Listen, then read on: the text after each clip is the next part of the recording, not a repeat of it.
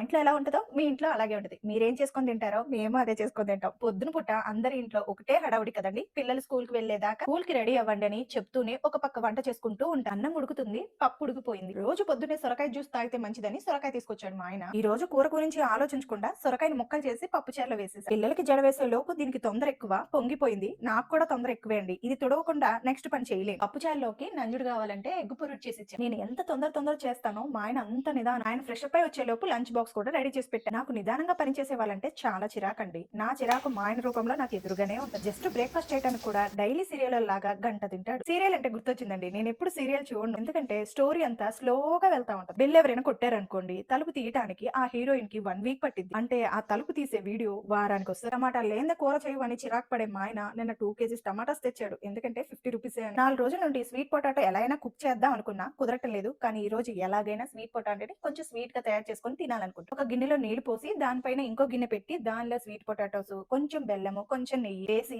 బాగా మెత్తగా ఉడకనివ్వాలి. అంటే ఆవిరి మీద ఉడకనియ్యాలి. స్వీట్ పొటాటో ఉడికిపోయిన తర్వాత మళ్ళీ ఒక 5 మినిట్స్ డైరెక్ట్‌గా పొయ్యి మీద పెట్టాలి. ఇంక ఈ రోజు మా పిల్లలకి స్కూల్ నుండి రాగానే ఇదే స్నాక్.